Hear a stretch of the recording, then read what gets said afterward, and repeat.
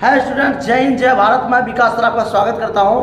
बात करते कुछ क्वेश्चन के बारे में। आप जानते होंगे माइक्रोस्कोप से देखने वाले सूक्ष्म जीवाणु और जीवाणु। बात करते हैं हम सूक्ष्म जीव किससे कहते हैं, सूक्ष्म जीव होता क्या है। आप जानते होंगे दही में या दूध में लैक्टोबैसिलस नामक जीवाणु पाया जाता है, प्रोटोजोआ पाया जाता है, कवक पाया जाता है, सैलाब पाया जाता है। विभिन्न प्रकार के सूक्ष्म जीवाणु होते हैं जिसे हम आंखों से नहीं देख सकते हैं। बात करते हैं हम कुछ दही के बारे में। तो जानते होंगे दही जमता कैसे है। दूध से जो दही में कन्वर्ट होता है वो मुख्य कारण है सूक्ष्म जीवों के द्वारा। आप जानते होंगे कि सूक्ष्म जीव वो छोटे छोटे कण होते हैं जिसे आंखों द्वारा साफ साफ नहीं देखा जा सकता है। तो बात करते हैं सूक्ष्म जीव किसे कहते हैं। सूक्ष्म जीव वह जीव होता है जिन्हें खुली आंखों से नहीं देखा जा सकता है। सूक्ष्म जीव के छोटे छोटे आकृति होते हैं जिसे देखने के लिए माइक्रोस्कोप की आवश्यकता होती है, माइक्रोस्कोप की आवश्यकता होती है। फिर पूछा जाता है सूक्ष्म जीव के 4 प्रकार कौन कौन से हैं। याद रखिएगा, the 4 types of micro organisms. आप जानते होंगे सूक्ष्म जीव हमारे शरीर के लिए कुछ लाभदायक भी है। जानते होंगे कोरोना काल में जो कोरोना वायरस चल रहा था उस टाइम में प्लाज्मा थेरेपी नामक एक जो सेल था हमारे शरीर के लिए, वो दूसरे की बॉडी को पार्ट्स को रिमूव करने के लिए यानी कि शरीर को बैकअप प्रोवाइड करने के लिए अच्छा माना गया था। तो लोगों ने अपना प्लाज्मा थेरेपी डोनेट भी किया था। तो प्लाज्मा थेरेपी में भी एक सूक्ष्म जीव पाया गया था।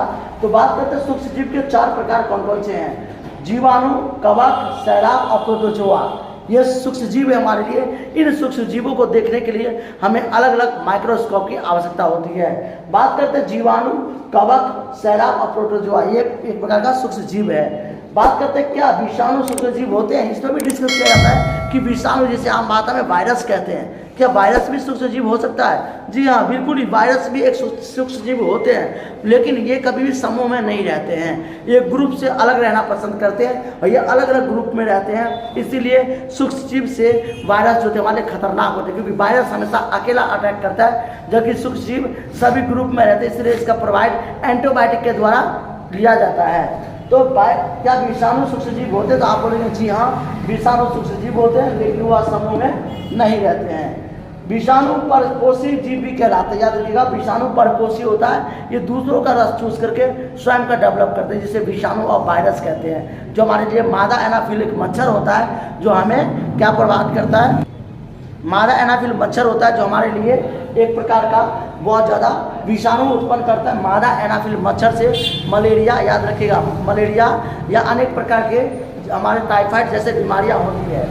फिर कहते हैं टीबी कैसे होता है। टीबी एक प्रकार का विषाणु है और टीबी जो होता है वो मुख्य कारण है अतिसार या मलेरिया, जिसे हम पेट झड़ी कहते हैं, लूज मोशन भी कहते हैं। अतिसार जो होता है जिसमें कमजोरी आता है, बार बार लूज मोशन, अतिसार मलेरिया प्रोटोजोआ द्वारा होता है। और यह टाइफाइड एवं क्षय रोग टीबी विषाणु द्वारा होता है। यानी टीबी जो है वो विषाणु द्वारा होता है, वायरस द्वारा होता है। तो कई सारे बीमारी है जो हमारे अलग अलग विषाणु अलग अलग वायरस के द्वारा होता है। आप जानते होंगे आपके शरीर में अलग अलग प्रकार के बैक्टीरिया होते हैं जो आपको बीमार कर देते हैं और आप उसे ठीक करते हैं। जैसे आप जानते होंगे पोलिया भी एक बीमारी है जो हवा लगने से, उसमें भी एक वायरस होता है जो पोलियो हो जाता है, आदमी का हाथ या पैर विकलांगता हो जाता है, अपंग हो जाता है। तो कई सारे वायरस होते हैं, बैक्टीरिया होते हैं। जैसे कि दूध में पाया जाता है लैक्टोबैसिलस एक प्रकार का जीवाणु होता है। वैसे आपका एक कोशिका जीव को बहुकोशिका भी जीव होते हैं। जो एक कोशिका होता है वो एक ही कोशिकाओं से बना होता है जिसे यूनिसेलुलर कहते हैं, और बहुकोशिका जीव होता है जो मल्टी सेलुलर। थैंक यू, जय हिंद जय भारत। लाइक करें, सब्सक्राइब करें।